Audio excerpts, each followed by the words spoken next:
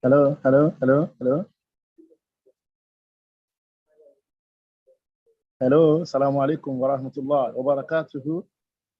وعليكم وعليكم السلام السلام ورحمة ورحمة الله الله تعالى وبركاته.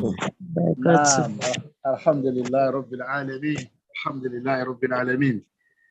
It's a great pleasure speaking before my respected brothers and sisters, especially coming from the background of the Muslim Student Society of Nigeria, Lagos Area Unit, precisely a Butemeta Area Council, the then Butemeta Area Council, and now Lagos Mainland Area Council. I thank Allah for the gift of life. I thank Allah for preserving each and every one of us. I thank Allah for His numerous gifts and favors on each and every one of us. The best of which is that He showed us guidance of Islam, the Quran wa Sunnah, with the light of Quran and Sunnah. And He was the one that has guided us with so many factors, among which is MSS, among which are scholars, and among which are enabling environment that we were all nurtured to learn Islam. And alhamdulillah, we're able to submit ourselves for Islam. And today we are living legacies of so many Islamic achievements. Alhamdulillah. I joined the MSS Lagos Mainland and all its past leaders in congratulating each and every one of us to be part of this platform. And I pray that Allah would make tonight's program a success and make it a landmark achievement in the annals of history of MSS Lagos Mainland. Inshallah, we welcome each and every one of us.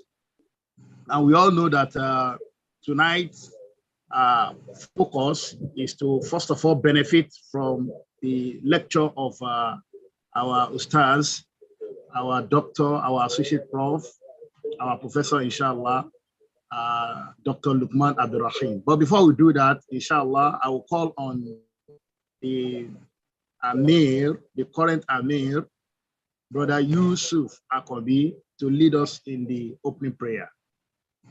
Brother Yusuf Akobi, over to you, please.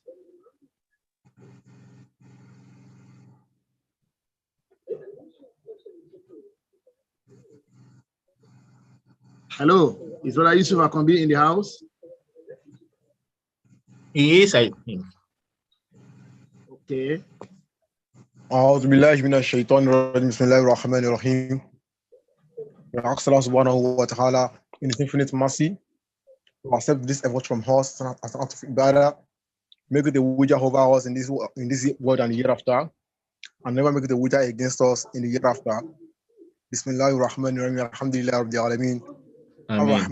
مالك يوم الدين إياك نعبد وإياك نستعين اهدنا الصراط الذين أنعمت عليهم غير المغضوب عليهم ولا الضالين آمين.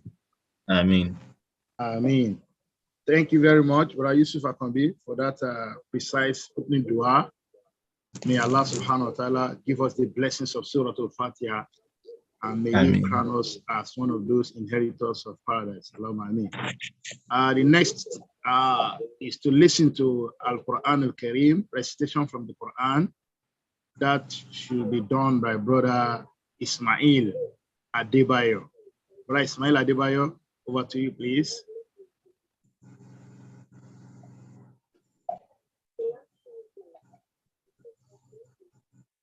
Assalamu alaikum wa rahmatullahi wa barakatuh.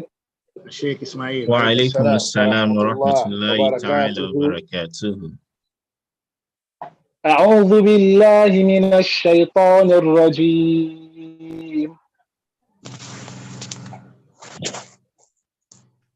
للفقراء الذين أحصروا في سبيل الله لا يستطيعون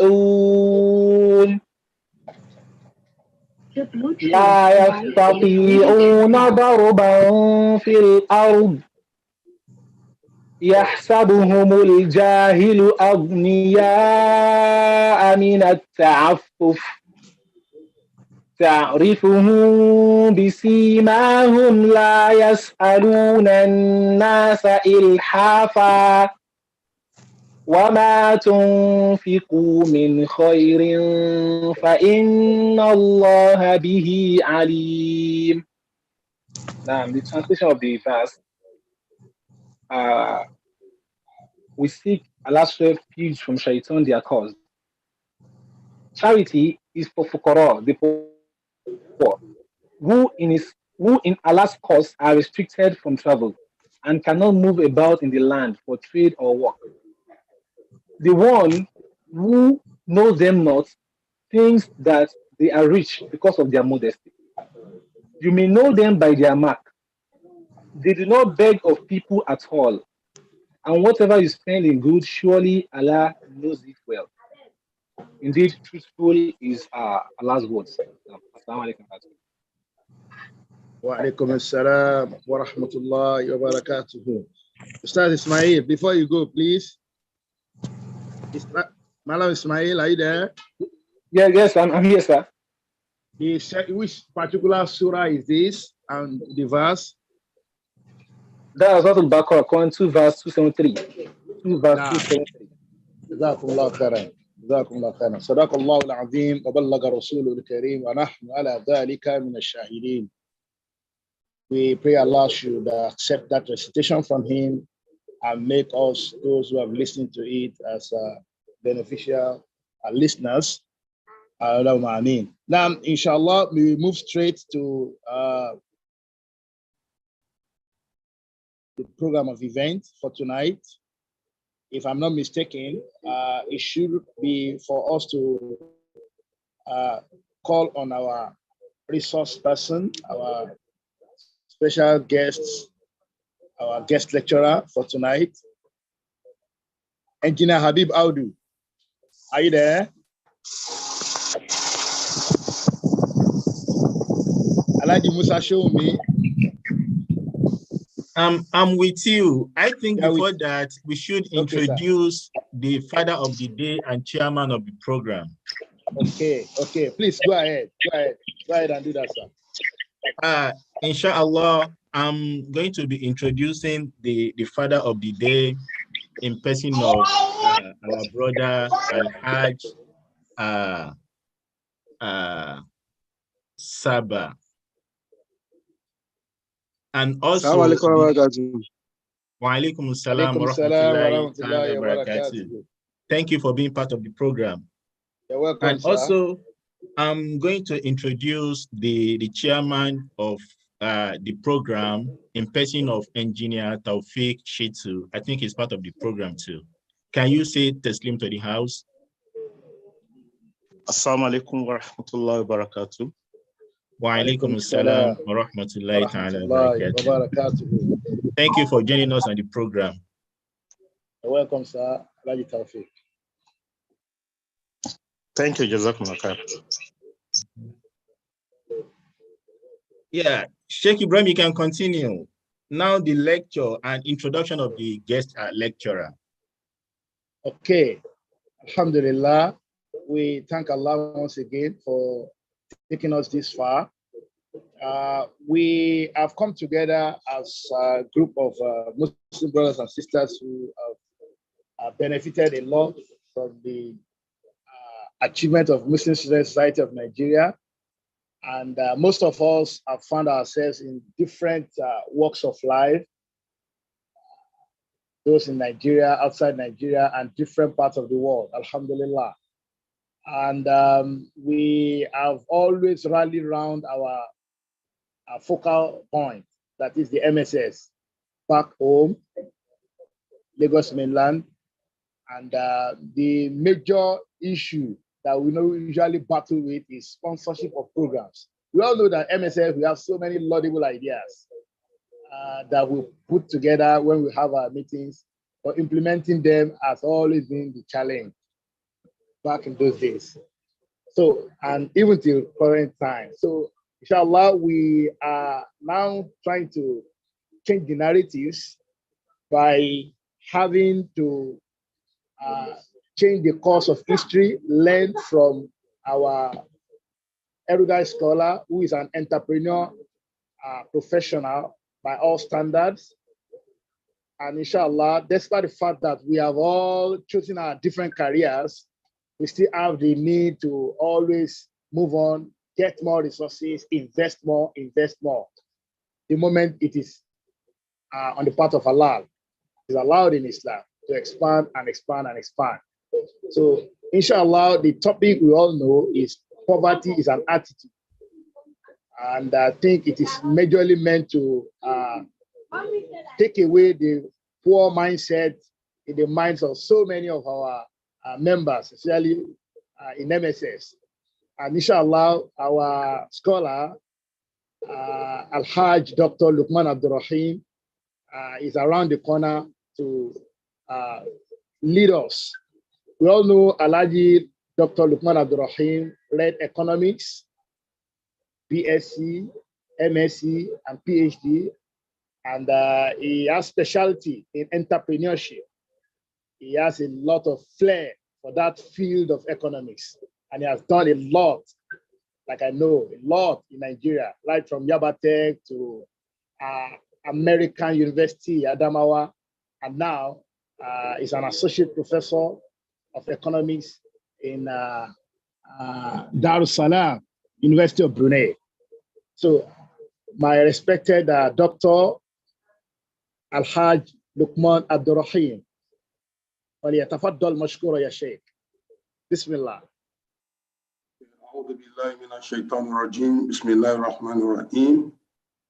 الحمد لله الذي بنعمته تتم الصالحات ثم الصلاة والسلام على أشرف المرسلين سيدنا محمد صلى الله عليه وسلم وعلى آله وأصحابه وسلم تسليما. أيها الإخوة والأخوات، السلام عليكم ورحمة الله وبركاته. وعليكم السلام ورحمة الله تعالى وبركاته.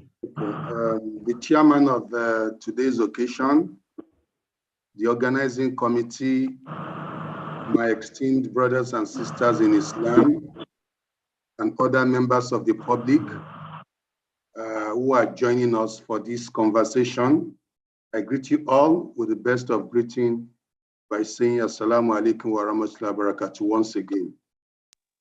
Wa alaikum assalam wa rahmatullahi wa barakatuh. So as rightly mentioned by the organizer, we are here to converse, to share a conversation which is framed around the topic, poverty is an attitude. So is it really the case, or are there other undercurrents beyond attitude? That's exactly what we want to reflect on. So I've actually designed what we call the learning objectives. So at the end of this webinar, the participant should hopefully learn the following. One, definitions of poverty and attitude. We are going to look at disturbing statistics of poverty in Nigeria. No more program. We are going to look at the misconception about poverty among Muslims, one of which is attitude. Then we are going to look at the correlation between poverty and attitude. We are going to look at forms and causes of poverty and impact on people. Then we conclude with Islamic measures for poverty eradication. These are the pieces of information sent to me by the organizer. So let's start with an introduction, because this introduction is very, very important. According to a number of scholars, I've particularly chosen Saiti, Dembele, and Bulot, 2021. They sent an alarm to everyone that poverty poses, problems to Muslims and Muslim world. And some of the problems that are associated with poverty are social injustice. You can see that in Egypt, in Palestine, another part of rampant corruption, societal instability, You can see that in Iraq, Afghanistan, and other places, even in Nigeria. Wide social polarization. You have the extreme rich and the extreme poor. And of course, insurgent movement. You all know what is happening in Nigeria: kidnapper, Boko Haram, militant in Niger Delta, including threat to regional peace and stability. As we speak, Sudan is not stable, Mali is not stable, Chad is not stable, Nigeria is also not stable. The peace is threatened because of poverty. And idle hand is, of course, the devil's workshop. Therefore, in Islam, poverty is treated as social evil and ideological evil. It is a social evil because it degrades societal status of the poor. If somebody is poor, the person loses dignity. He becomes inferior, he becomes useless in the society, and that leads to other problems. In trying to be rich, some of them will take into armed robbery, ritualism, etc. It is also an ideological evil because if you are poor, it affects your social religious obligation. You won't be able to pray 5 times daily regularly. You won't be able to think straight. You won't be able to do what most religious people are comfortable at doing.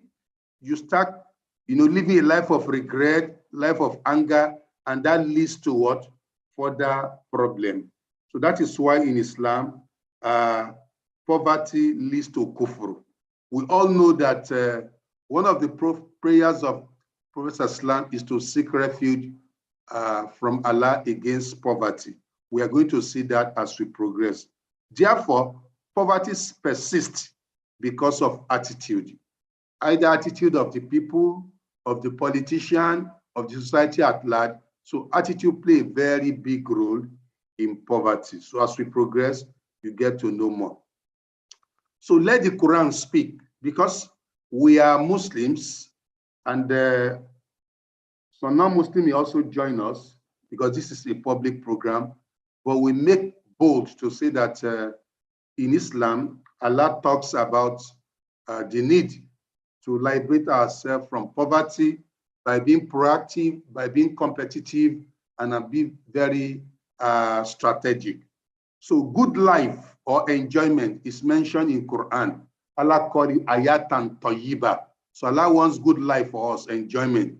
They are important, and to enjoy good life, to really be self-empowered, we need to eliminate poverty, because as we have mentioned, poverty is social evil and ideological evil. So Allah instructs that we need to change our attitude. And what is actually the message of Allah is contained in Surah Al-Qasas, Quran chapter 28, verse 77, where Allah said, وَابْتَغِي فِيمَا أَتَاكَ اللَّهُ دَارَ الْآخِرَةِ وَلَا تَنْسَ نَصِيبَكَ مِنَ الدُّنْيَا وَأَحْسِنْ كَمَا أَحْسَنَ اللَّهُ إِلَيْكَ وَلَا تَبْغِ الْفَسَادَ فِي الْأَرْضِ إِنَّ اللَّهَ لَا يُحِبُّ الْمُفْسِدِينَ. Allah instructs you and He said, but seek. You can see it's an instruction. He said, but seek, O you Muslim, seek with that which Allah has endowed you with. Allah has given us, faculty of thinking, insights, intuition, so many resources. We can use our hand, we can use our brain, we can use our eyes. Some of us are very eloquent, some of us are full of wisdom, some of us have money, plenty, some of us moderate, some of us, we have little. Whatever Allah has given you, Allah said, but seek with that which Allah has bestowed on you, the home of the hereafter. So as Muslims, the first thing we should aim at to struggle for is hereafter.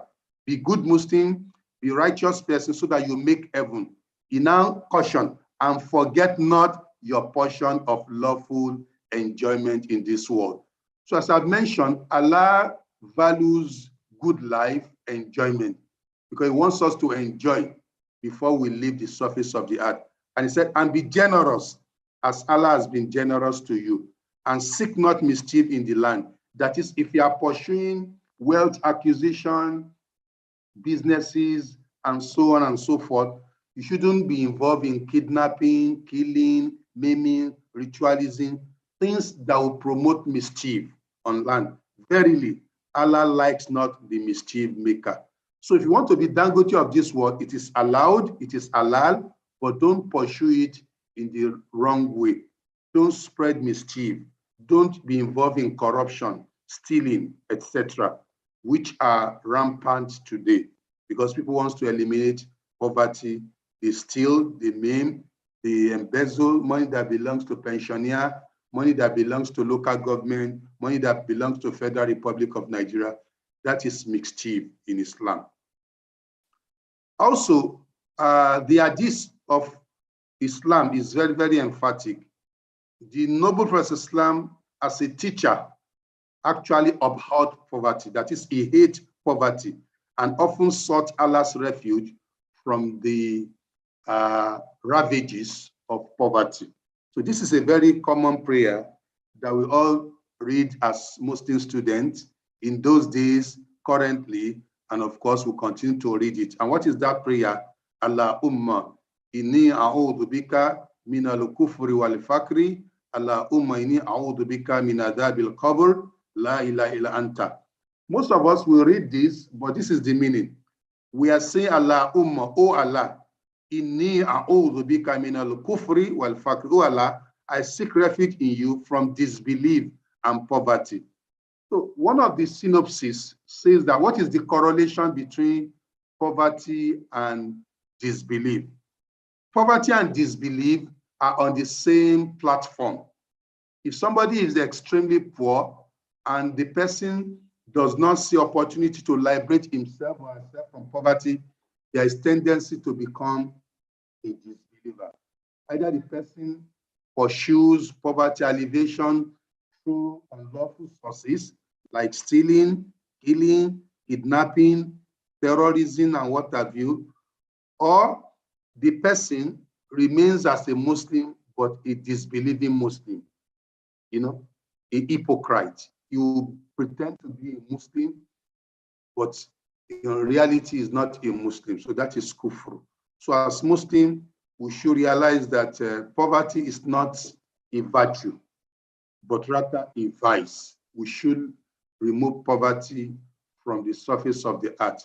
And when we say poverty, we are not saying everyone is going to be like Dangote. No. What we mean is that if we are liberated from poverty, it means you'll be able to cater for your needs. You have a decent accommodation that befits you, not necessarily 5-star accommodation, not necessarily that you own that property. You'll be able to pay your house rent, send your children to good school, may not be the first-class school around. You are able to eat at least moderately 3 times a day, not necessarily the food that Dangote or $10 are eating. So, but what we are talking about is that you should be somebody who is financially empowered. You are able to take care of minimum that Allah expects human being to have. You shouldn't be sleeping under the bridge. You shouldn't be begging to pay the school fees of your children. You may not have fat accounts. You may be living from hand to mouth. You have a job, either with government or private sector, and you bring in money to cater for yourself and your family till you leave the surface of the earth to go and meet Allah. That is what is called good life.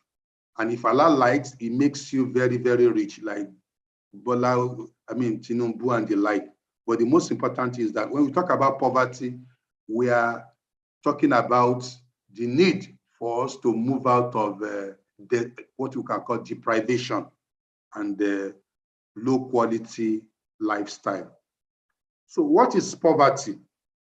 There are so many definitions in the development literature. I've shared some with you. Poverty is a multidimensional experience that prevents poor people and communities from having access to economic opportunity and life enhancement across the globe. We all know Makoko area is a typical area, especially people who live on water. That is an example of poverty. Because ideally, if people want to live on water, there's nothing wrong with that. But there should be what we can call amenities. There should be good water for them to drink. There should be good bathroom, toilet. There should be good school. If you go to Venice, Venice is a place which is known to be beautiful city on water. And even in Brunei Darussalam, people live on water, but they don't live on dirty water. They don't defecate on dirty water. And they have quality mosques, quality schools, quality place of worship. That is what we call a good society where things are planned. Poverty can also be defined as inadequacy of income, lack of material things such as food, lack of physical capacity, and lack of material and non-material needs that are essential for quality life. So majority of Nigerians, they fall into the second category. Even so many of us who are listening to this particular lecture, we also fall within this particular category. There are graduates among us who don't have job, so there's inadequacy of income. And many of us don't have material things, enough food. The last Ramadan, people we are begging to feed, this is real poverty. And we are going to see that in the statistics later on. Then finally, poverty is also lack of an income level. For those who don't have job, they don't have steady income. This is considered minimal sufficient to sustain a family in terms of food, housing, clothing, medical needs, and so on and so forth. So many in Nigeria today, they live on less than 30,000 naira per month. So they are not able to feed themselves very well. They are not able to house themselves very well. They are not able to clothe themselves. They go to Yaba to go and buy bend down select. This is not good because of what government and government system have actually turned Nigeria to. They can't afford good medical needs.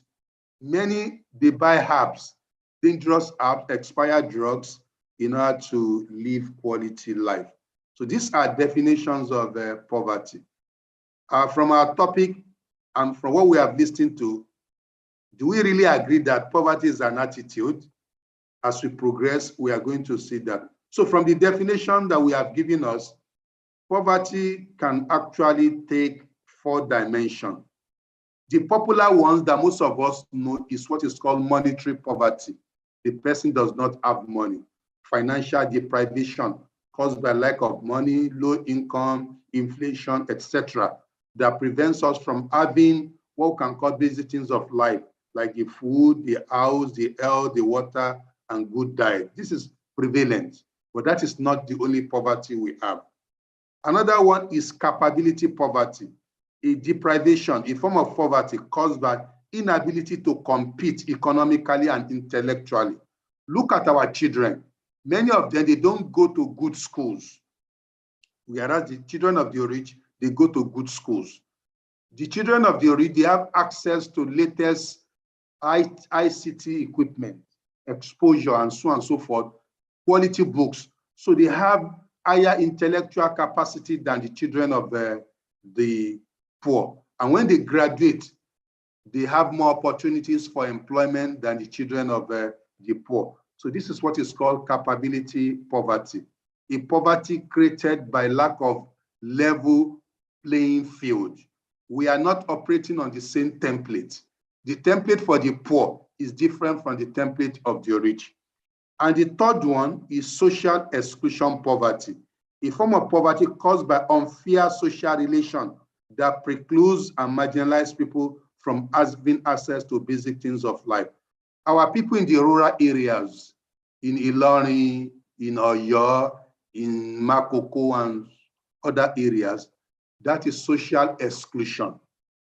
Things that are enabling, that will make the life more quality, they have been cut away from that. So we call that social exclusion. In fact, many don't have bank accounts. Many don't have a good phone where they can access internet. So they don't know what is going on. So that is social exclusion. Even what is going on, the news on Jazeera, on CNN, they are not privy. Some of them have television, but there is no electricity to power it. They're only able to buy diesel or petrol once in a week to see what is going on. So they are not really aware. That is social exclusion. The final one, we are very close to 2023. People are already, showing interest to compete. But there's also participatory poverty, This arises because people are not allowed to have input in the social economy and political decisions that affect their well-being. So we are not really the one picking the best candidate. The best candidate or the worst candidate, they are being forced on us. You can see the number of people who have purchased form now. There are brilliant people in Makoko, in Oyo town, somewhere in Ilorin, somewhere in Enugu, but they cannot afford to buy that form at 100 million naira. That is participatory poverty. So that is why we continue to bring wrong set of people who do not have governance idea to rule over us. That is participatory poverty. So when we are talking about poverty, it is a multidimensional concept. I want you all to look at this particular picture and then ask the question, is poverty really an attitude? Look at these innocent children born into poverty, born into penury, born into begging. They live in shanty towns. They live in dirty environment. They make a living from picking garbage in the landfill. They sell those garbage to make ends meet. And they depend on UNICEF, World Health Organization before they can eat. So at a glance, one may be tempted to agree that poverty is an attitude.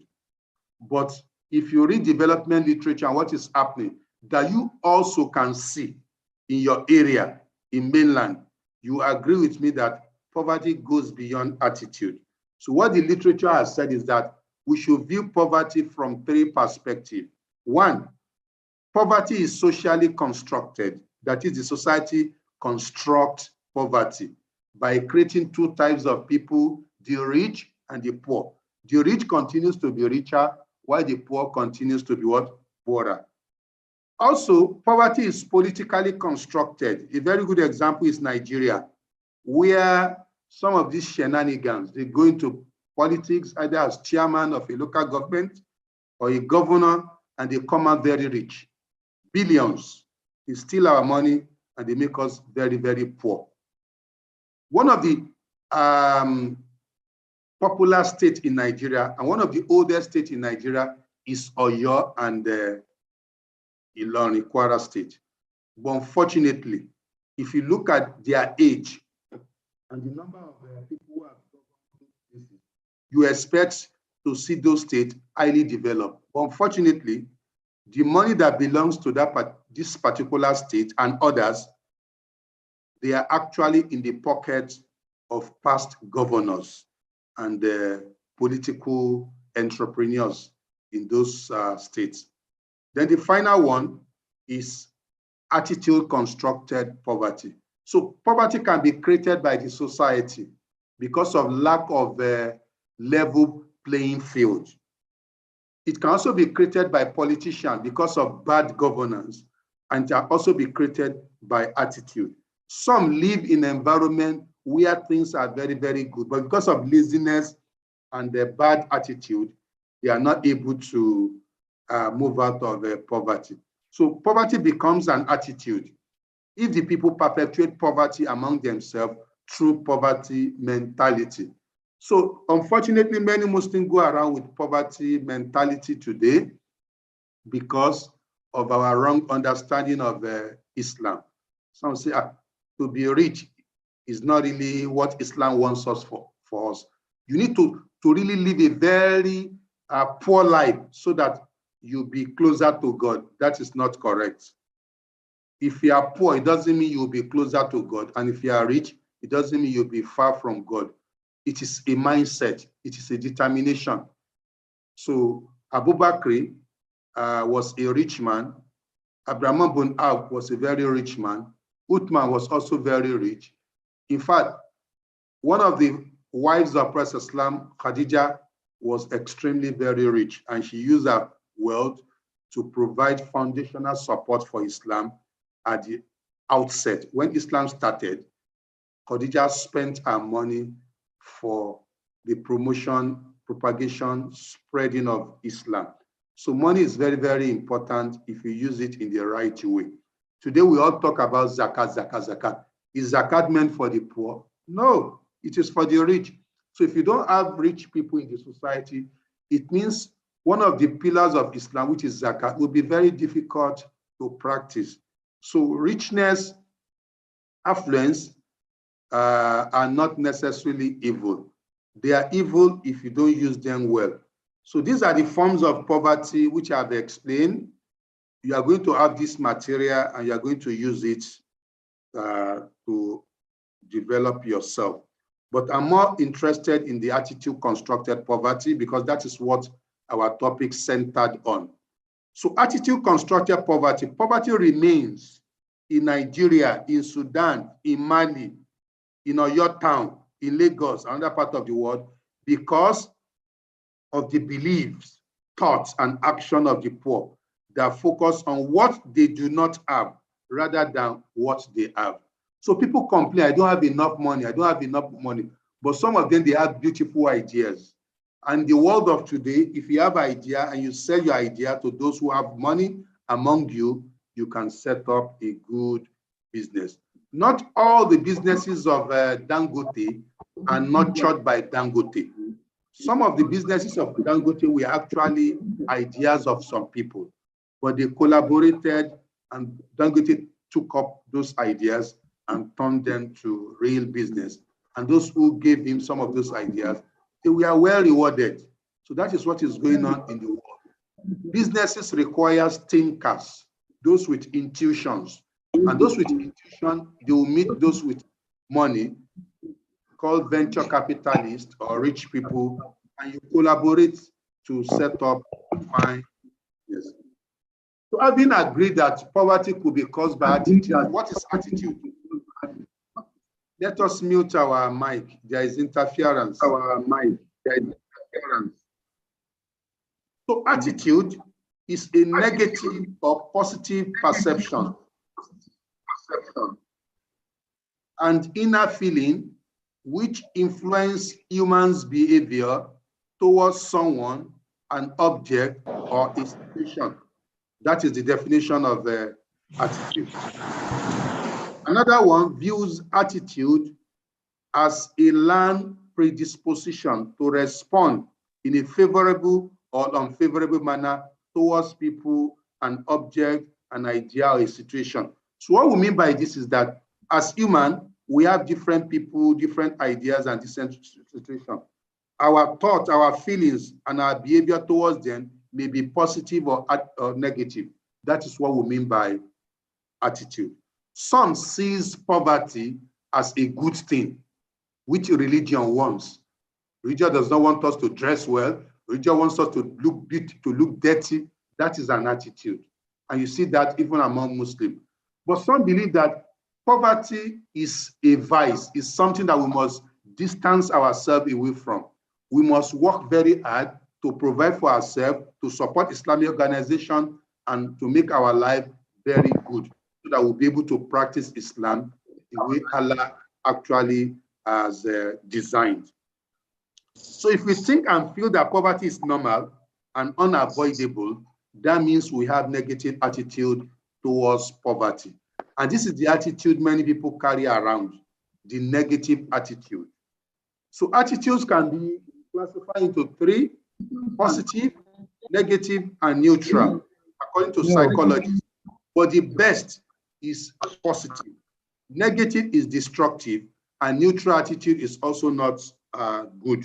So we must have a positive attitude, which is to manifest confidence, optimism, sincerity.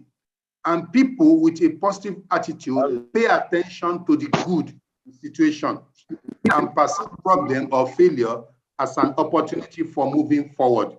It is normal to be born into a poverty-ridden situation. It is normal to find yourself in poverty environment. It is normal to live in society where government does not care about people, where they are in poverty. But you must have confidence. You must have optimism. You must have that vision that I will liberate myself from poverty based on the talents that Allah has given me, based on the little resources Allah has given me, based on the wisdom that Allah has given me. That is positive attitude.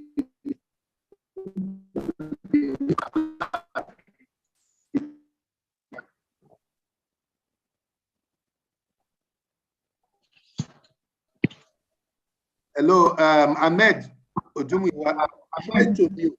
Those of us who have our mic on, let us mute so that the echo will, is causing echo.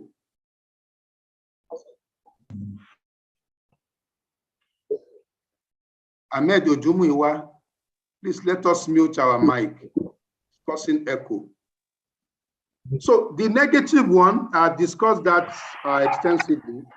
Most Muslims, they have what is called fatalism, that whether you are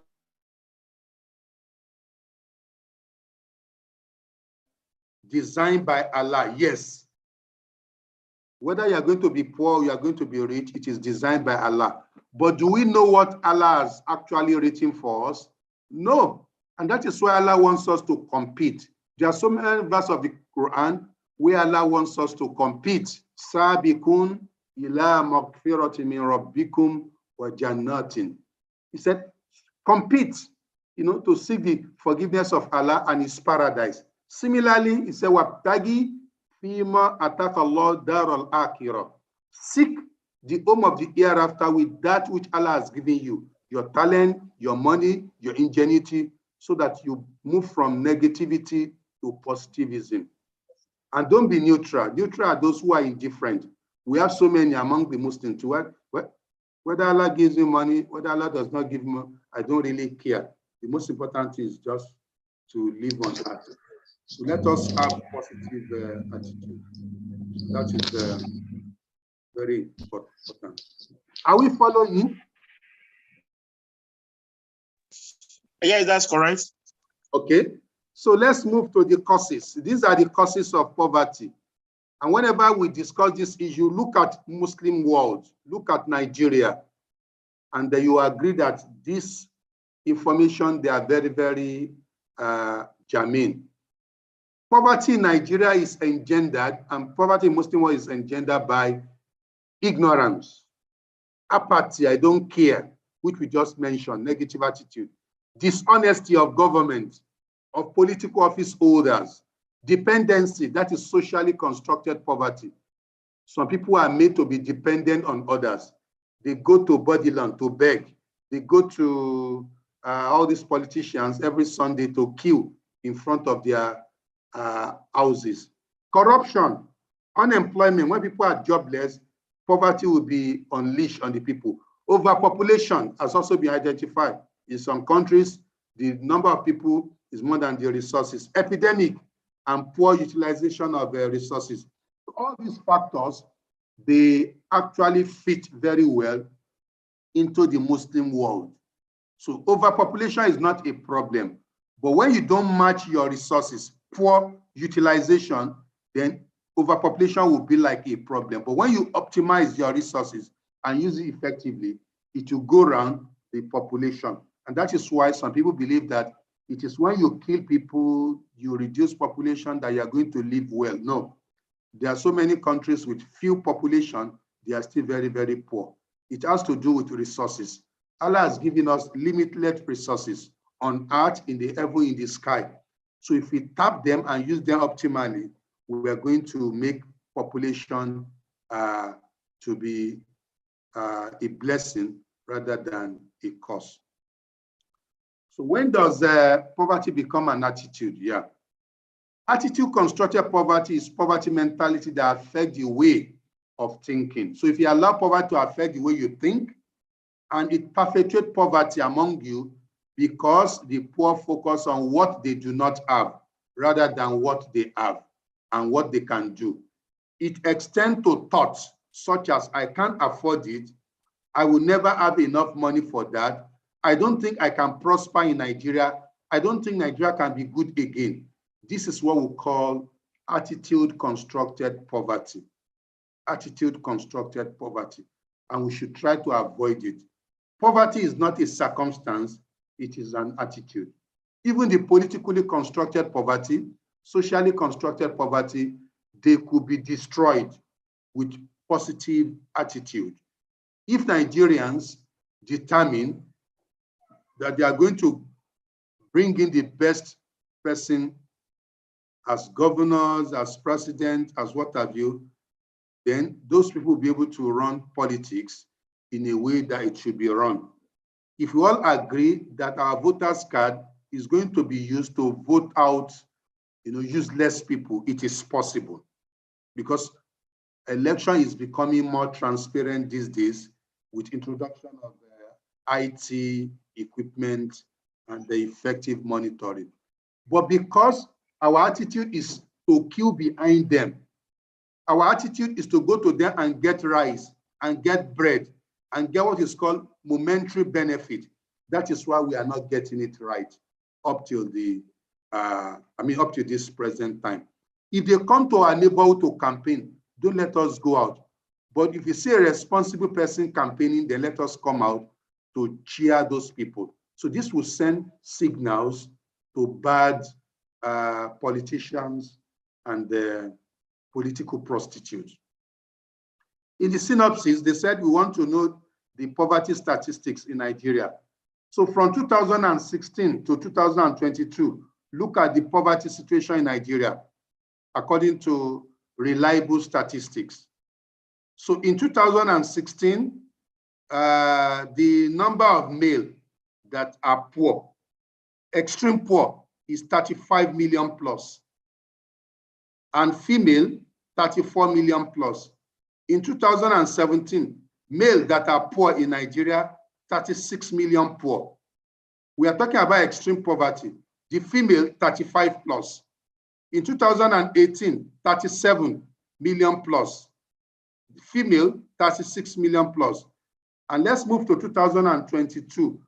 It has increased to 47 million, 707 million thousand. 44,707,000 people are poor, male. And for female, 43.7 million. So for 2022 alone, 88.4 million people are extremely poor. Extremely poor, out of 200 million. Those who are extremely poor are 88.4 million. Let us look at them according to states. All of us, we are from different states. As of 2022, Sokoto has 87.73% of the citizens or the indigents suffering from extreme poverty. You can imagine, just a few days ago, student of a college of education in Sokoto, lynched a particular lady who blasphemed against Prophet Muhammad Sallallahu. So poverty is also connected. And idle hand is the devil's workshop. When people are poor, they will be hungry, they will be angry, they will be hopeless, they will be helpless. Taraba is number 2. So when you see some of these governors, running around, wasting money, this is the picture. 87.72 are poor. It means only about 1.12% are really okay in Taraba and also in Sokoto. Jigawa, also 87. Ebonyi, 79. Adamawa, 75. Zamfara, 73. You all know Zamfara is full of kidnappers and bandits. That is where kidnappers and bandits are manufactured in Nigeria. Yobe, 72. Niger, 66. Gombe, 62. Bauchi, 61. That is where you have a responsible governor, a governor that is behaving like Umar bin Khattab.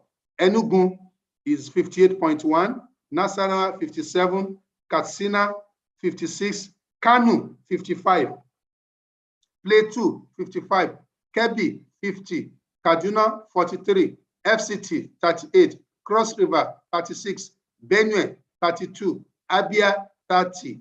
Imo, 28. Kogi, 28. Ekiti, 28. Akwa Ibom, 26. Rivers, 23. Bayelsa, 22. Kwara, 20. Anambra, 14. Ondo, 12. Edo, 12. Oyo, 9.8. Ogun, 9.3. Osun, 8.5. Delta, 6. And the best in the Nigeria is Lagos. So we can't doubt this data. And that is why every one of us who are not Lagosians are living in Lagos, because Lagos is far better in terms of employment, access to health, and other things. although it is dirty because of overpopulation. So this is the picture of poverty in Nigeria, the latest statistics, not manufactured. This is the reality. Allahu Akbar. Allahu Akbar. Allahu Akbar. Then in the Muslim world, the same thing is happening in the Muslim world. Poverty is growing. Look at it. Morocco, you can see, every year is going up. Algeria is next. Lebanon, that is an unstable country. Tunisia, you can see, in terms of 2019 up to 2021, that is why you have the varied color. The lowest is 2019 and the highest is 2021. Jordan, Djibouti is DJI, Jordan, Iraq, Egypt, Mauritania, then the average in the region. Then Comoros is a Muslim country, Palestine, Sudan, Syria, Yemen. You can see that the poverty rate is going up, despite the fact that most of these countries, they have Islam, despite the fact they have mineral resources. But what we have discussed about, which is attitude, corruption is actually fueling poverty in this country. And this is the picture you see in these countries, including Nigeria: kidnapping, hostage taking, begging, malnutrition, and other things. This is the picture you see. It's very rampant in Nigeria, Somalia, Sudan, Mali, and other parts of the world. And it's also manifesting in Syria, in Lebanon, in Afghanistan, and so on and so forth. So the impact is that there will be threat to what we can call economic security, because there will be persistent poverty, unemployment. There will be threat to food security. You can see the north. And that is why food is very, very expensive in Nigeria. Ordinary gari, very expensive. Health security, poverty will cause that. Environmental security, you see environmental degradation. Personal security, physical violence, crime, domestic violence, child labor, community security, inter-ethnic crisis, religious crisis, political insecurity will be threatened. You have political repression, human rights abuse, and so on and so forth. So they now ask that, what are the poverty eradication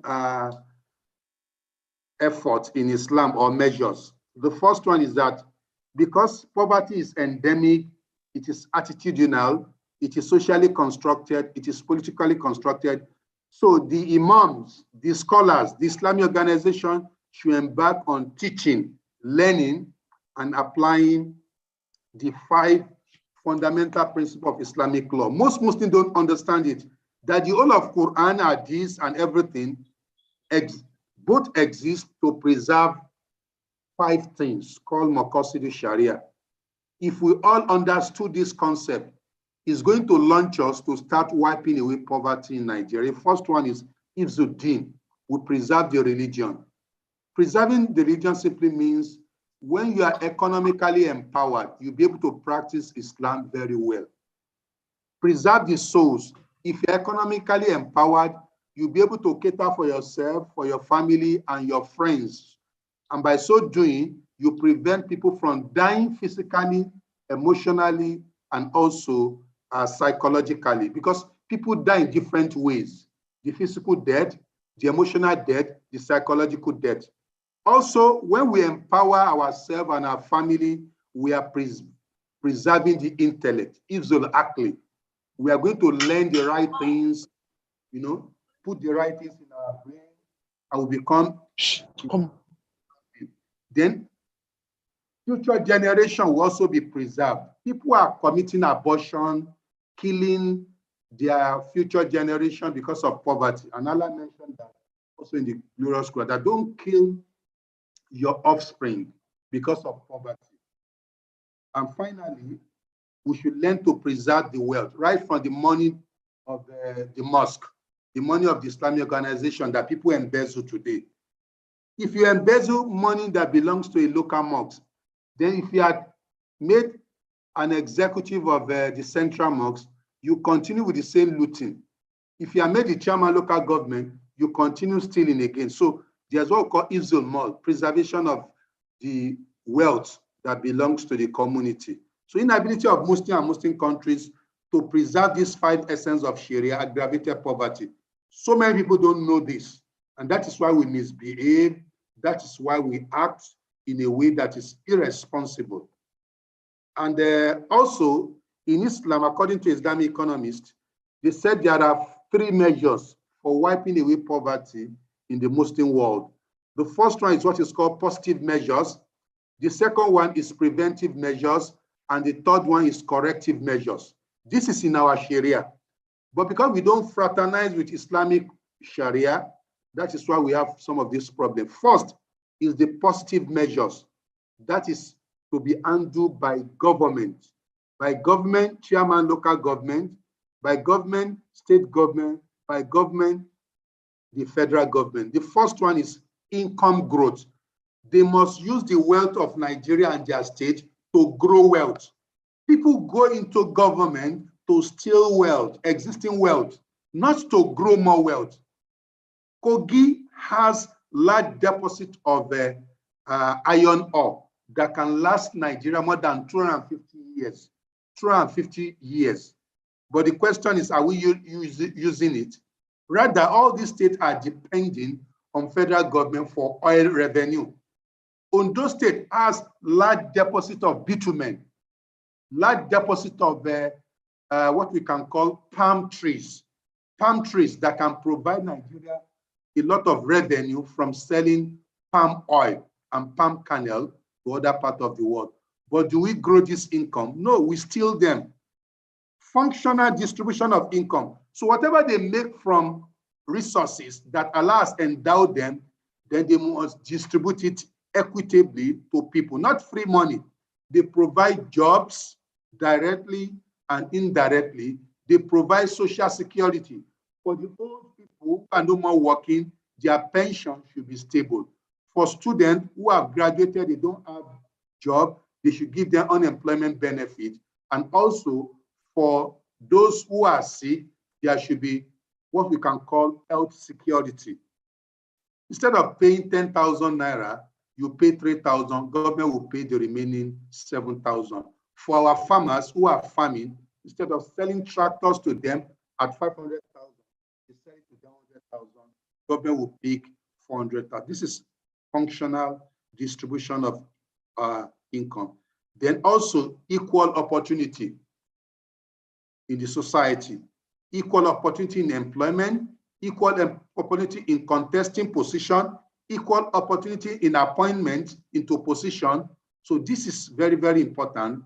And that is what is called positive measures to wipe away poverty from Nigeria and Muslim world. The second one is preventive. Positive simply means we have the poverty. How do we reduce it? But preventive, we want to avoid poverty, becoming aggravated in our society. One of such measures is control of ownership. People can have wealth as individuals, as community, as state government, but there must be control. A situation whereby the rich continues to be rich and the poor, continue to be poor is not acceptable. There should be control. And that is why in all parts of the world, government asks people to pay taxes. And that is what is called progressive taxes. The more you earn, the more tax you pay to government. And also we prevent all malpractices that makes it easy for people to become very rich quick, like stealing, corruption, and 419, and other things. You prevent it. You shouldn't, even gambling is one of the ways that people design to get rich quick. They should be prevented, because eventually it leads to poverty. And finally, the corrective measure, which are the social security of Islam, compulsory transfer zakat. So the rich among us are expected to pay zakat. And also, they are also expected to pay sadaqah. Part of sadaqah is the sadaqah that we know, the waqfu and what have you. And finally, state responsibility. State must ensure that they create poverty reduction program, entrepreneurship development centers, vocational centers, subsidy, and so on and so forth, so that poverty will be liberated from the Muslim world. So because of time, let us conclude with this. As individuals, Muslims who are here, because we say poverty is an attitude, How do you now create a personal character that will correct that particular attitude? So Imam Hassan al-Banna gave us what should be the correct character of a Muslim that will enable you to radiate and function optimally in the society. One, Salim al-Aqida. You should have sound faith. Do away with poverty mentality. Poverty is not a virtue. The fact that you are poor, it doesn't make you a pious person, no. And if you are rich, it doesn't make you a wicked person. So we should have what is called Salim Akida. And those who are desperate too to be rich quick is because they don't have good Akida. So al-Ibadah, you should have correct worship. Your worship is to worship Allah in Salah, Zakat, and also in business. But when you perform business, business is also worship. And the ultimate is to get what is called Al-Falah. Al-Falah is a profit maximization on earth and paradise on the day of judgment. For we, you jismi, you should be physically strong. If you are not physically strong, you won't be able to endure the rigor of wealth acquisition, self-empowerment, and so on and so forth. And that's why Prophet said, Allah loves a strong Muslim than a weak Muslim. If you are very strong, you'll be rugged. Look at our brothers in Nigeria, the Igbos. They are very, very rugged, although to the extreme. They make a lot of money by working very hard. In Alaba, they are there. In Okeja, they are there. In Yaba, they are there. In Okokomaiko, they are there. In Computer Village, they are there. The question is, what? Even Ladipo. Martin al-Khulq, we should have solid character. If you have a good character, it's a magnet for wealth acquisition. People with good character, they are the people that the rich people are looking for. Also, Mustafa al-Fikr, you should be somebody who is civilized, cultured mind. If you have a balanced understanding about wealth, you should understand what is going on in the world. There are so many ways of making money, digital technology, fintech, and what have you. Islamic finance is growing. But some of us, because we are not civilized, we still sit down selling, some of these peanuts, and we are contented. And also, Qadir al-Kazb, you earn a living. Earning a living is an antidote to what? Poverty. So earning a living is actually the drug for poverty. Mujahid al-Nafsi, you should be self-disciplined. That is, you have EI, emotional intelligence, and SI, spiritual intelligence. Be able to discipline yourself, fight away with your souls. Aris al-Waqti, conscious about time. Time is wealth. Time management is very, very important. Munazzam fi shuni'i, you should be organized in your affairs. You have self-management. You organize and not feel gairihi. Should be beneficial to others. If you are rich, support others. If you are rich in ideas, give your ideas to others. If you are rich in management, train others to be a good manager. If you are rich in wealth, share the wealth through zakat, sadaqat, waqf, and other means. And if you are rich in other ways that are beneficial to the society, please support the society. May Almighty Allah give us better understanding of His word. Finally, if you cannot change your faith, change your attitude. That is by Dr. Rida Bedia. And Allah warned us in glorious Quran, Surah Al-Rad, that verily Allah will not change the condition of the people as long as they do not change their state. Assalamu alaikum wa rahmatullahi wa barakatuh. Wa alaikum assalam wa rahmatullahi wa barakatuh. Jazakumullahu khairan ya Sheikh. Please, grant me 10 minutes to go and observe. Today is Saturday in Brunei. We are 7 hours ahead, so it's Subhi. Let me go and pray Subhi. I'll come back to question and answer. So you are in Friday, you are in Sunday. We are in, you are in Sunday in Nigeria. We are in Monday in Brunei. Assalamu alaikum. So let me wa alaikum assalam wa rahmatullahi wa barakatuh. Okay, inshallah, permission granted. Let us say Jazakumullahu khairan collectively to our resource person. Jazakumullahu khairan. May Allah increase him in knowledge, in understanding, in honor, and in piety. Amen. While he is away on solar, we want to appreciate all participants at this program. We want to pray that Allah should reward you abundantly for sparing your time, your data, your resources, and your attention. Allah reward each and every one of us abundantly. We also want to recognize the presence of our leaders in the house here. I have the singular honor to recognize our pioneer Amir, our first Amir in Ebute Metta, in person of our Sheikh, Madam Al-Hajj Abdul Wahid Shitu Obalakum. فليتفضل مشكورا. Sheikh Abdul Wahid, are you there? Assalamu alaikum wa rahmatullahi wa barakatuh. Wa alaikum assalam wa rahmatullahi wa barakatuh. Jazakumullah khairan. Allah àgbà ní bàdà lọ gbogbo wa. Amin ya Allah. Adupe. Thanks for coming. Thanks for honoring us.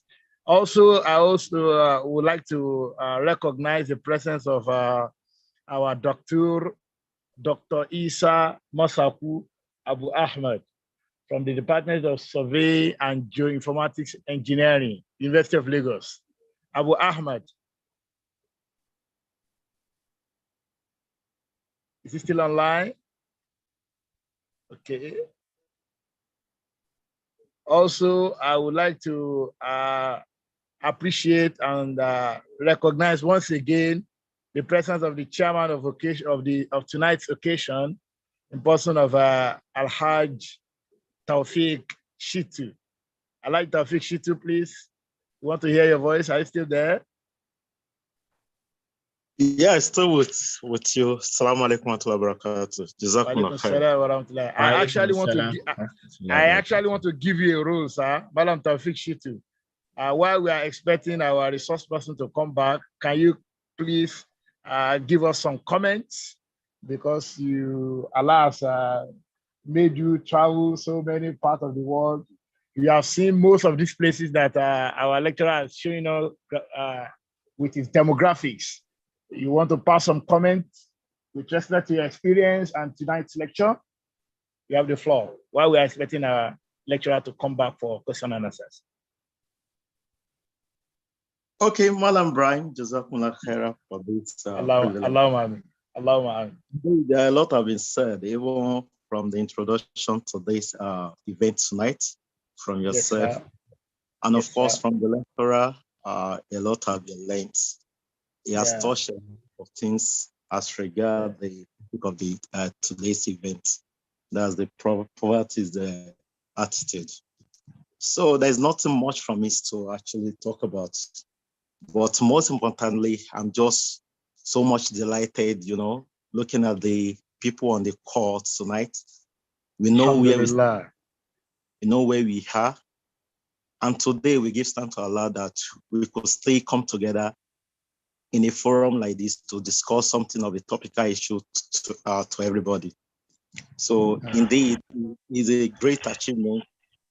I'm so much happy with it. And of course, our brother in diasporas, the kind of the gratitude to them to actually find time. There is something as well to join us despite the time difference. Time difference. Exactly, very, very much important. So we actually give gratitude to them. And of course, for some of us that still within. So it's not easy for being part of this. And I know that each and every one of us have benefited one thing or the other from this lecture. Because that touch every aspect of that topic. I even beyond. Honestly. So there's nothing much for me to say. It's just that, we just try to analyze everything one after the other. And I could see a request on the chat box. The slides for the lecture can be shared through our email. So almost everyone is asking for the slide. Almost everybody is asking for the slide. It's a very good lecture. I've learned a lot from this. I do. Poverty shouldn't be something that we have to reckon with. We should always strive to move out of it. And we can do that collectively as well. as an individual with our mindsets. Wow, it's what Together. And you all know what actually brought it together as part of our legacy. And Yes, it's sir. good that we actually discuss things within ourselves. So it's like a clear call for each and every one of us, no matter our level, let's try to support the cause of Islam from our base where we started from a Butumeta. And may Allah make it easy for each of us. So special thanks to our leader. You've mentioned the name. I don't want to repeat the name. So may Allah make it you're rewarded abundantly. Ameen. Ameen. Jazakumullah khairan. Allah make it to continue to grow beyond our own imagination. So, Ameen. Right. Okay. Jazakumullah khairan. Thank you so much, Alhaji Tawfiq. Can we please mute our mic? I can see that some people have comments. Until and unless I have allowed you, please, for the sake of decorum and for the sake of Islamic ethics, let us mute our mic. Please, for Allah's sake, let us mute our mics. Thank you very much for complying. I can see that some people are raising their hands. They want to make some comments.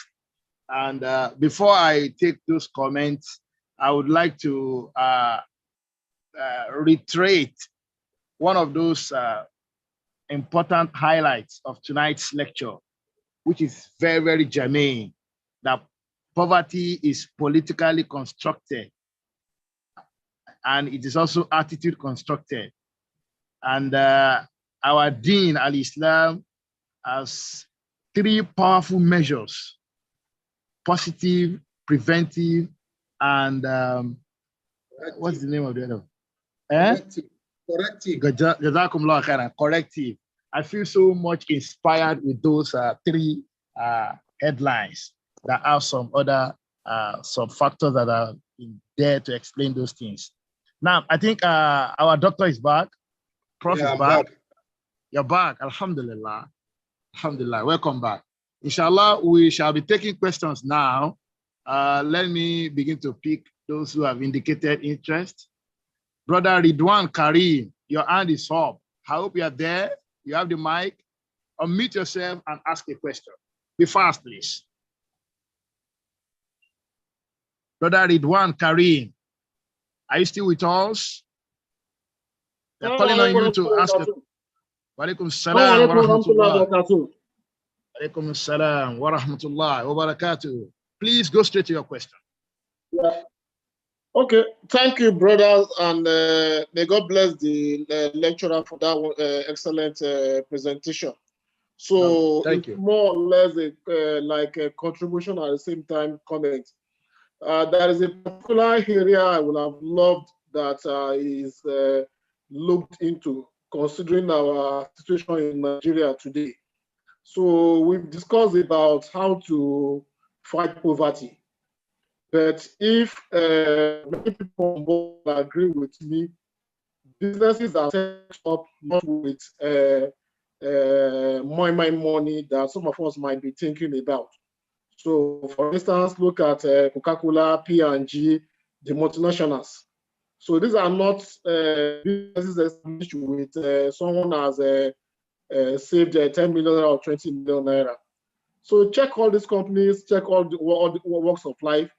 Go around, you will see perhaps 5% Muslims here, whether the workforce, whether the management staff. Okay. Thank you. Thank you for your comment. Thank you for your comment. Area, I appreciate that. Can you hear me? I can barely hear you. Your voice is fading. Your voice is fading away now. So I said in Nigeria today, you can barely establish any companies without going to bank. So I give an example of the multinationals. So P&G, oil and gas, fire. Okay. Because of time, but Ridwan Karim, because of time, our lecturer has gotten that comment. He's going to respond. I want to quickly allow Brother Bakari Kende to also ask a question. I would prefer a question, not a comment. Anyway, okay, Brother Bakari.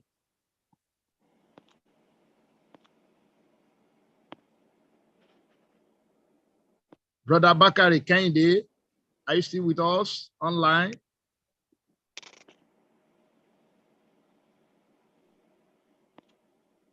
Okay. Walaikum salam. Please be fast. We are online. Be fast. Okay. First of all, for the wonderful lecture and for thank you very much. Then I want to suggest one suggestion and a question. The suggestion is, how can we make such platforms to continue online? That's number one. Okay. Because we need to be exposed to what is going on in the world.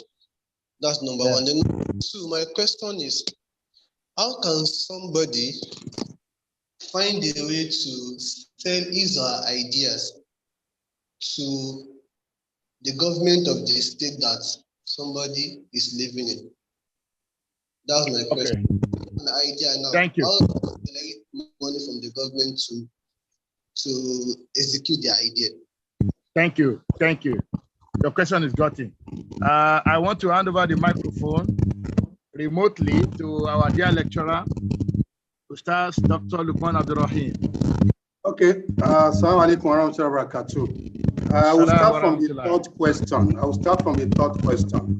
If you have business ideas, you don't take business ideas to government. Government is not a business person. However, if you need support for your business from government, every government has what we can call poverty reduction measure and program. Look at Lagos State. Lagos State has a number of programs. Some of them just training capacity building. Some of them only training on ideation. And some of them, they provide people funds. And where you are not provided funds, they direct you to banks where you can get support. So that is how you relate with government. But when you have what we can call developmental ideas on how the state can grow and increase its revenue base, you can link with those who are in the Ministry of Industry and what have you. You propose to have a pitch. It is called a pitch, that I have an idea to share with you, which will be beneficial to government. And when you present such an idea, of course, it will be like a seminar or capacity building. The detailed information will be with you. We tell them that if you want detailed information on how to go about this, then let us go into consultancy and a sort of collaboration. So this type of idea, you don't do it alone. If you're in a Butemeta, you need to speak with your big brothers who have network in local government, who have network with some past leaders. These are people who are going to take you there.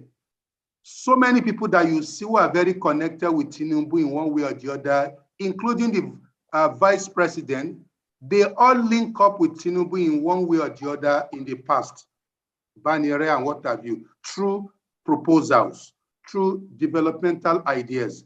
So when it is time to implement, they will necessarily come back to you. And that is why you don't do it alone. Do it with influential people in your area who are going to take you there.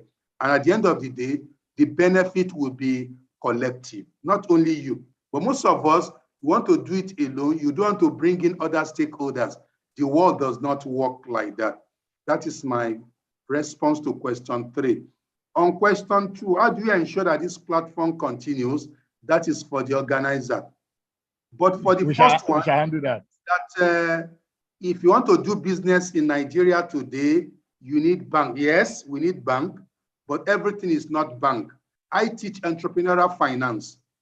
You know, many years ago, Muslims used to say that the problem where we are poor is that we don't have access to money. Money is not number one in entrepreneurship. The number one thing in entrepreneurship, what is called idea. You generate ideas. From those ideas, you screen them and you pick the best, the one you think that has what we can call product market fit. This is an idea. I want to develop a product. The product will fit the market in Makoko. The product will fit the market in Lagos Island. When you have what is called proof of concept or product market fit, then you now write a good business plan. When you write your good business plan, then you now look for those we call co-founders. It could be Alaji Waid Obalakun. It could be Easy and Quiet. It could be MAK. Any of our brothers. What you do with them is to pitch. It could be Faid Olajide. You pitch your idea to them. That I have a fantastic idea. I already have a product market fit. Now I want to pitch. While pitching, wow, this is a fine idea. They will also be thinking, how do you take this into the next level? So they will be thinking of co-ownership, co-founding, how to bring other stakeholders in. But our own idea of business is, I have an idea. The next thing I need 1 million naira to do it. You will be asked, where is your business plan? I have it in my brain. I know what I want to do. Don't you trust me? So you need all this. You may not go to bank. Now you have what we can call zero interest cooperative in Alausa. They fund businesses. When I was in Nigeria, we founded what is called investment club. The investment club is still on. You can ask our brother, Ibrahim will tell you. We have land, we have substantial amount of money. We started over 12 years ago. So we are not yet Dangote, but we are doing something. And we have empowered so many brothers. We have invested in other people's businesses and they are doing well. Do you understand? This is investment club model. There's also what we call venture capitalists. There are some brothers, they have money, but they don't have ideas. If you take your idea to them and you collaborate, they give you idea and they want a share of your money, they are called venture capitalists. Lotus Capital is supporting businesses in big way. You must have heard of even Sukuk. Sukuk is infrastructural funding. Government funded all its roads through private sector funding, through Sukuk. Lotus Capital and Debt Management Office, they are the one behind this. And you have so many microfinance banks that are Islamic. Al-Baraka Microfinance, and you have so many others. Jais Bank is around, Taj Bank is around, and several other banks. But banks are not Father Christmas. They also want to make profit. They are trading. So what they do is mudoroba, profit and loss sharing, or musharaka, what is called partnership, or ijara, leasing. They buy equipment and sell it to you, and you pay on long-term basis, having mark it up. So if you have this at the back of your mind, then you can see fund. You don't have to go to conventional bank. There are so many platforms that you can benefit. Even Tony Elumelu Foundation provides $10,000 every year. I've been a mentor with them for more than 3 years. So I know what I'm saying. And Zakat Foundation, that we are all used to, started organizing business plan competition right from 2014. I was the first consultant. I back out in 2017 when I moved on, and Ayola is still continuing with that. So we don't have excuse for not turning our ideas to fruitful.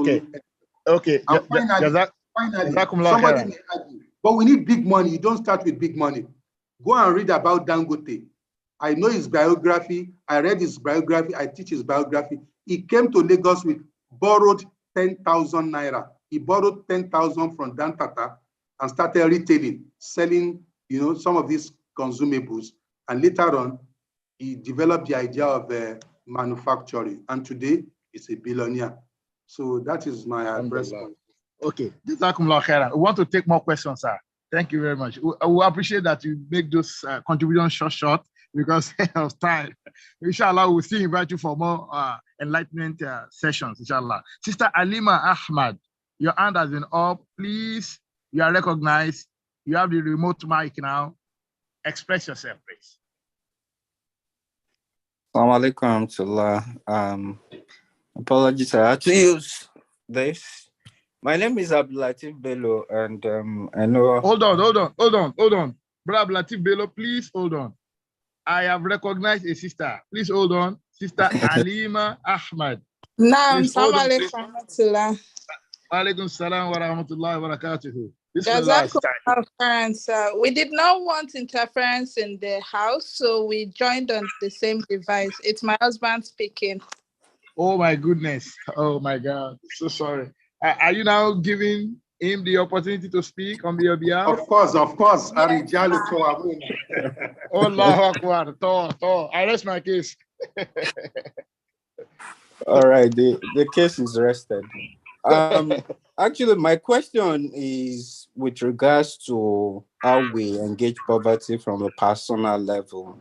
I mean, we have been very schooled to know that the question of Zud, and then in terms of at the time of the prophet, that there was a time the prophet went to full moon without, lighting the stove in the family. So how do we reconcile this as regards Zud, spirituality, and the question of how poverty impacts on the mindset? I do understand the moderator would not take comment at this time. I had asked some comment before, but I'll just let the question go. Thank you so much for Perhaps being I'll very have brief. the opportunity later. Yeah, I love that question from Brother Abdul Latif. You see, the problem we have as a student of Islam is that we read only one perspective of issues. For those of us who do not know what Zud means asceticism. In Yoruba, karayesa. That is, you live a life of austerity. You see, the life of austerity that Islam preaches doesn't mean you don't have wealth. The prophet is not a Dangote, but Prophet Islam is wealthy. He's wealthy in idea, he's wealthy in wealth, he's wealthy in everything. But he actually taught us to maintain a balanced lifestyle. The fact that you have fish, you have turkey, you have chicken in your kitchen does not mean you should always eat all this. At times, you tell your family, today we are going to take only gari with, with granuts. You are teaching them asceticism. You are teaching them discipline. It is not every time chicken, fish. It is not every time you go to sweet sensation. At times, you deny yourself. And that's why some other scholar told us that what you call asceticism is not poverty. What you call asceticism is not to go after the world. But even while following the world, you are indifferent. If your money increases, you are like Dangote, you are indifferent. And if your money actually diminishes, you are also indifferent. It is Allah that is at work. Allah raises your wealth, Allah diminishes your wealth. And if you are rich, you see that money as the money that belongs to Allah. You are only like an administrator. And that is why you must use that money well, the way Allah wants us to use it. But some of our brothers and sisters, they have actually misinterpreted that to denying the world. That you shouldn't run after good jobs, you shouldn't run after good businesses, you shouldn't be wealthy. And that's why poverty becomes endemic in the Muslim world. Look at our foreigners. Imam Abu Hanifa, go and read about his story. He's not a poor scholar. He's a wealthy merchant. He trades in, clothes, very wealthy. Go and read about Abraham bin Auf. Even after the death of the Prophet Islam, there was caravans, fleet of caravan that entered Medina after the death of Prophet Islam. And all the merchandises on that particular caravan were given out as charity. That is Abraham bin Auf. Look at Abu Bakr, very wealthy. During the time of Islam, even after the Prophet, he remained a wealthy person. He was giving people money. He was supporting so many families without anybody knowing until after the death of Abu Bakr. So we can actually be wealthy and remain a decent Muslim. So that is the balance of abundance and Zud, asceticism. But to just remain dirty, to abstain from the world, live in a very small house, and you subject your family to poverty, to difficulty, that is not piety. We must maintain a balance. We shouldn't be extravagant, and we shouldn't be also strict. We should maintain a middle point. So let us read all books. on wealth acquisition on Islam and also on asceticism. And then we maintain a balanced position. Allah Alam. Jazakumullah khairan for that beautiful contribution. Also, I want to take one or two more before we bring the program to a close. Inshallah, I want to recognize another sister, Sister Tawakal. Sister Tawakal, Allah, is that Allah Gujo? I can't get that. Tawakal Allah Gujo. Please, you have the floor, ma'am. Okay, so my body. I joined late, but I picked one thing and I wanted to ask her concerning the politically designed poverty. Yeah, I got a sister, she just got a Lagos State job, and at the point of filling their oracle and the account number, she said, the moderator said, sorry to our Muslim brethren, please note that you cannot fill Jai's Bank as your salary account because it is not on our system, and all your microfinance bank and other things. Then I was telling her that I think this is a political statement, because before going ahead at all, the first thing they were telling you is that sorry to the Muslim sister or brother, you cannot fill Jais. And I have a colleague, though he's working with federal government hospital, he's using Jais as his salary account. So how come Lagos State officials are telling you that you can't fill Jais, that is not on their system? So I wouldn't know if there's anyone with that information. Or how do we tackle this? Because you are not entitled to a lot of benefit as a public servant if you are not in an ethical banking setting. So you will not be able to get some benefits. So what do we do in this particular regard? Wa alaikum salam wa rahmatullah. Ya Sheikh, Doctor, over to you, sir. Yeah, the issue is more of an administrative issue. Even apart from Lagos State, so many organizations do not recognize Islamic banks, not because they hate it, but they don't have widespread. That is number one. And they don't have visibility. For instance, in some states in Nigeria, JAIS does not exist. And in some local government, before you can see a JAIS branch, you have to go to Ikeja. So those are the reasons. They don't have spread and visibility. So our advice to some of these banks is to go to federal government, state government, to actually promote their product. They are good products, but if you don't sell your good product, people will not do business with you. And if you see even big Islamic organizations who are into zakat, they have Islamic bank and some of these conventional banks, especially GT. The services that GT provides locally and internationally, JAIS cannot provide it. JAIS is still coming up. Taj Bank, they are still coming up. They still depend on some of these conventional banks. So what these banks can do is to promote their product, do more awareness in the mosques, do more lobby with ministry, chairman, local government until they are recognized. If you don't blow your trumpet, nobody will blow it for you. Allah Allah. No, thank you. We want to take the last contribution, and I want to in the chat box, we have some people who have put some beautiful questions there. Okay. I saw one very important question here. Doctor, are you also seeing the chat box, sir? Because we have so many information, I may not be able to pick everything, but okay, sir. Okay, sir. There was one particular question I saw a while ago. Someone said, can an attitude of contentment lead to poverty? No. Yeah. Cannot lead to poverty. Contentment is one of the virtues you have. In fact, if you have contentment, opportunities will flourish your way. Do you understand? Being contented does not mean you are poor. For instance, as a matter of principle, I don't beg for things. It's a principle that I developed. Even if I need, I don't beg. But if you deem it fit to give me, I will take. But it's a contentment, it's a principle, nurtured in us by our parents, that you don't beg. Do you understand? It's not arrogance. Do you understand?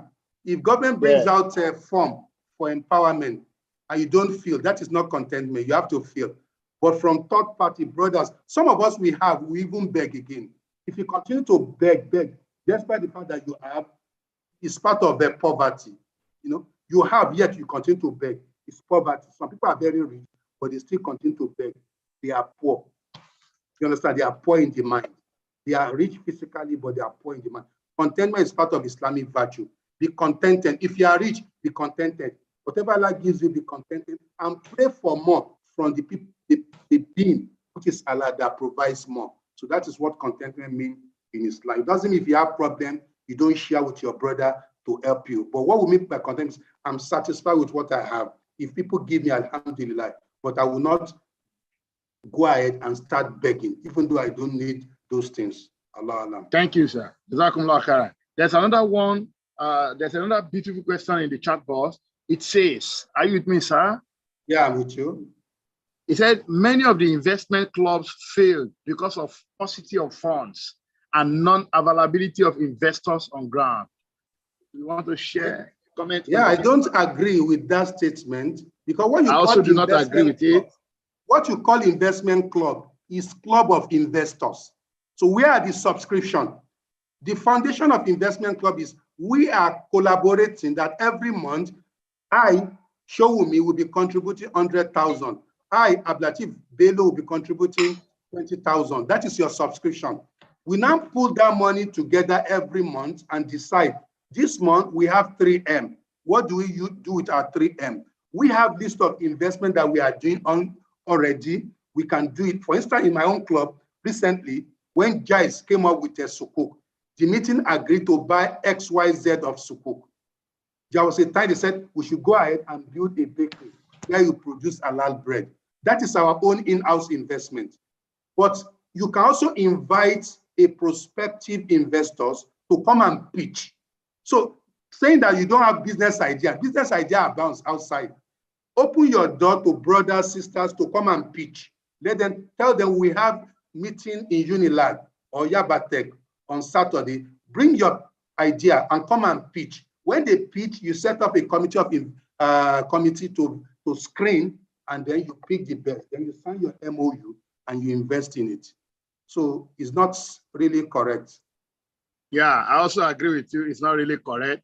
I think most of the investment club that died, they died because they turned the investment club to cooperative, where people borrow money.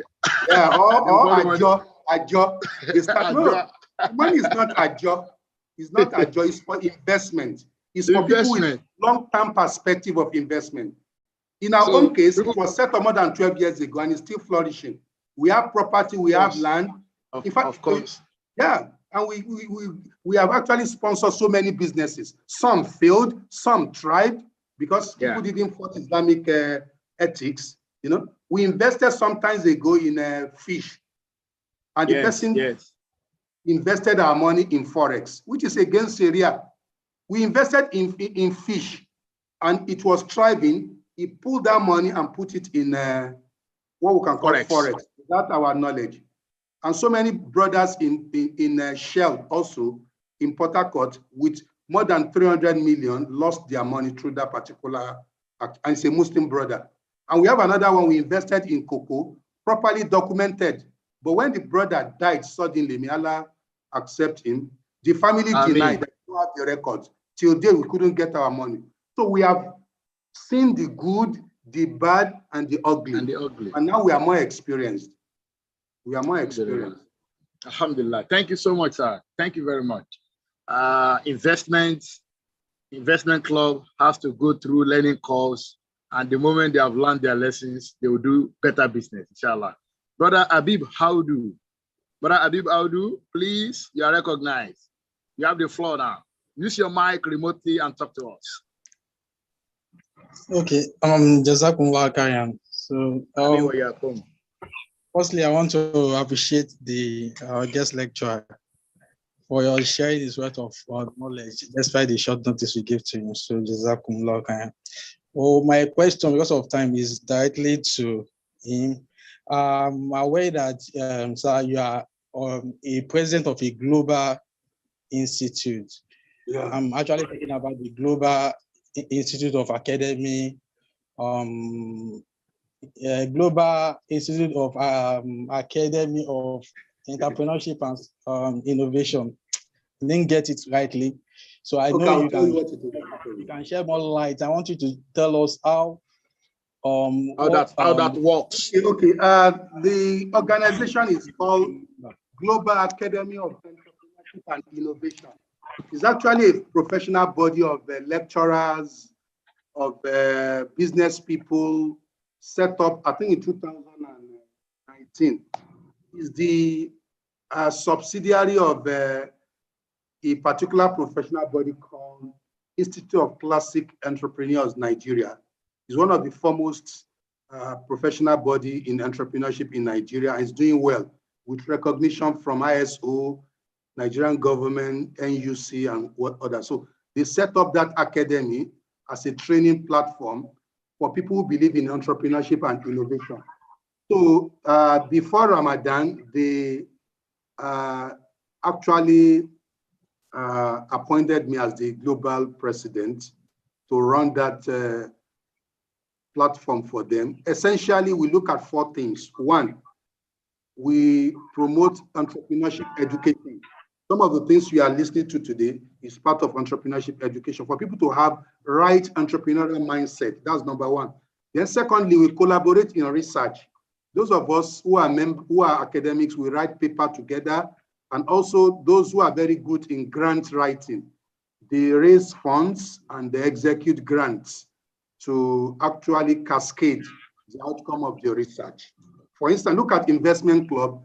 I've conducted research on Investment Club for more than 15 years, but we put that idea together in around 12 years ago, and it's actually prospering. So it's a project which I'm confident I can do for anybody. Then the 4th one is that we involve in policy issues.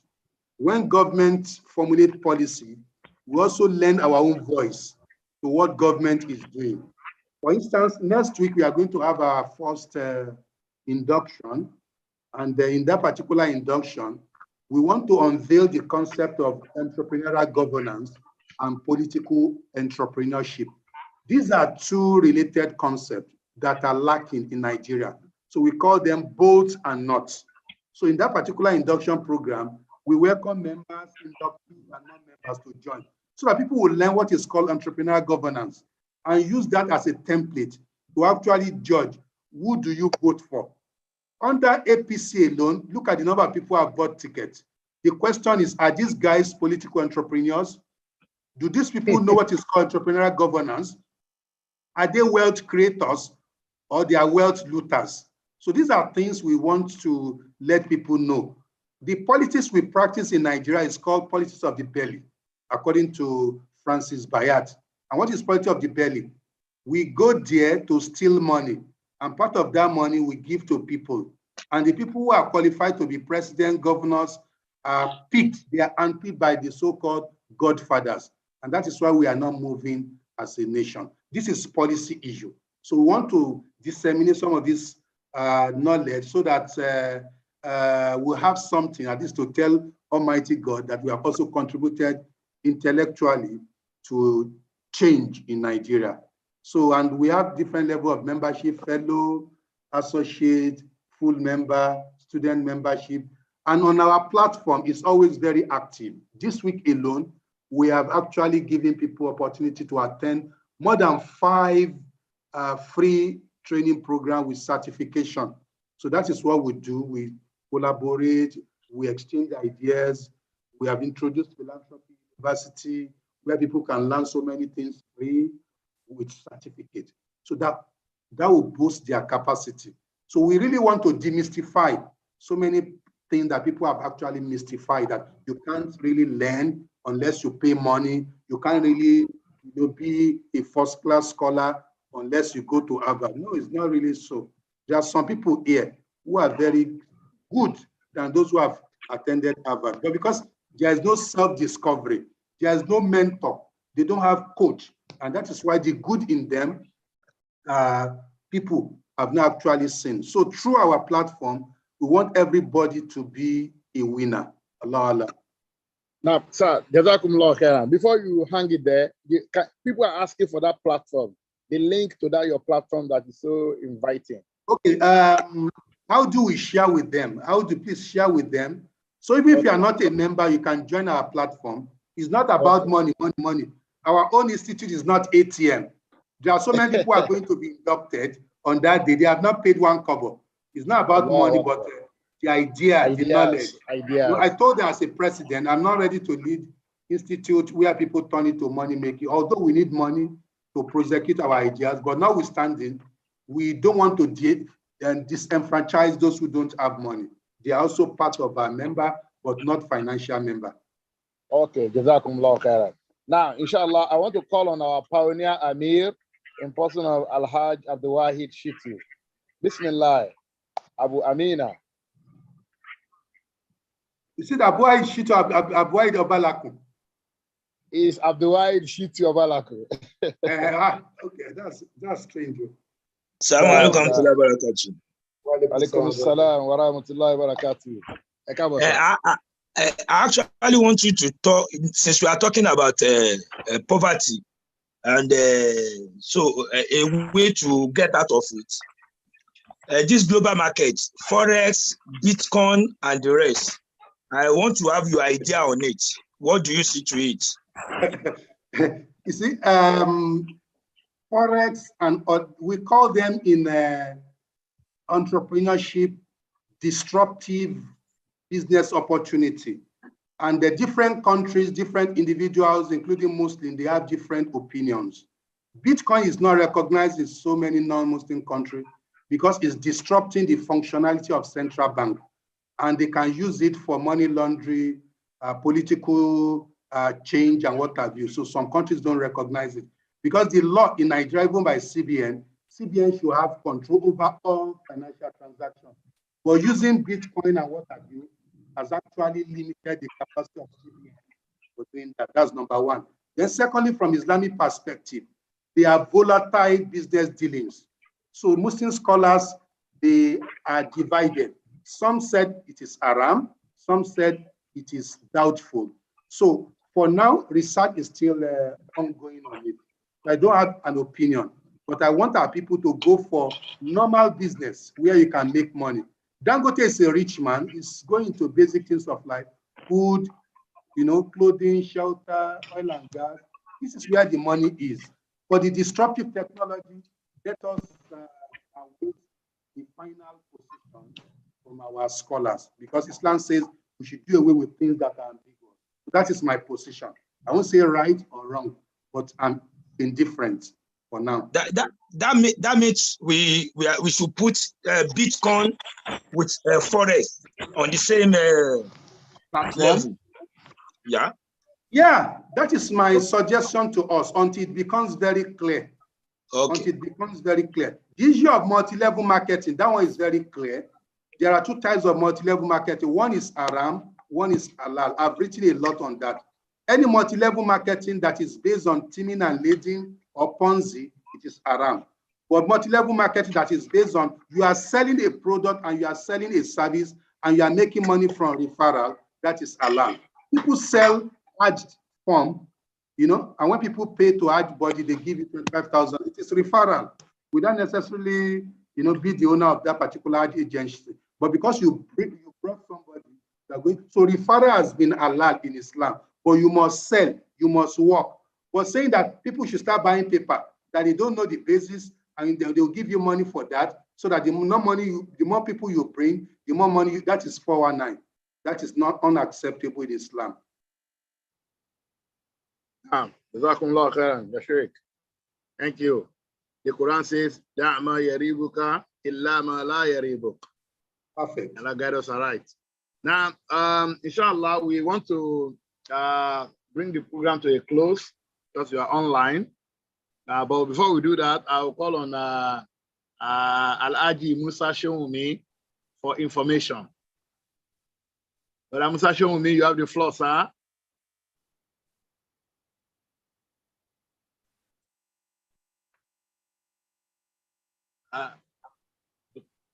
Assalamu alaikum wa rahmatullahi wa barakatuh. Alaikum salam wa rahmatullahi wa barakatuh. So for now, we do not have any information. I only want to say that subsequently, vote of thanks. Okay. Okay. Yeah. Okay. Before vote of thanks, let me say we shall be having programs like this. I mean, occasionally. Like so please, anytime we invite us, as we've turned out today, let us honor our invitation. Inshallah. Inshallah. So now, vote of thanks. On behalf of Legacy Forum, MSSN, Lagos State, Ebute Area Council, we appreciate our lecturer for the well-researched and, let me say, articulately presented or delivered lecture. We pray Almighty Allah bless the knowledge He has bestowed him with. Amen. And also, I want to say a sincere Jazakumullah khairan for everyone part of the program. I know we are busy. I know in Nigeria it is late now. Some of us are going to work in the morning, and yet we still find time out of our tight schedule to be part of this program. May Almighty Allah reward us for this. And we've learned so many things today. So the essence of this is not for us to learn and keep it somewhere. Let us start thinking, how can we implement, how can we imbibe some of the lectures or some of the lessons, we've gotten from this lecture. Thank you all for coming. Inshallah, I want to call on Al-Aj Ishaq Saba. Please give us the closing dua. Al-Haj Ishaq Saba, are you there? Closing prayer from you, please. ربنا اتنا في الدنيا حسنة وفي الآخرة حسنة وقنا عذاب النار. ربنا تقبل منا إنك أنت السميع العليم. وتب علينا إنك أنت التواب الرحيم. اللهم بذنب واسع تبارك برزقك. اللهم طهر قلبنا من النفاق وحمل منا الرياء وسند القصب. اللهم ربنا هب لنا من أزواجنا وذرياتنا قرة أعين واجعلنا وصلى الله سيدنا محمد وعلى آله وصحبه صلى الله عليه وسلم. أشهد أن لا إله إلا أنت أستغفرك إليك. والسلام على المرسلين والحمد لله رب العالمين. صلى الله عليه وسلم. صلى الله عليه وسلم. صلى الله عليه وسلم. جزاكم الله خيرا جزاء. جزاكم الله خيرا جزاها. May Allah reward every one of us abundantly. May Allah bless all our investments. May Allah bless our family. May Allah bless our work. May Allah bless all our intended projects and make it come to pass. Allahumma ameen. Amen.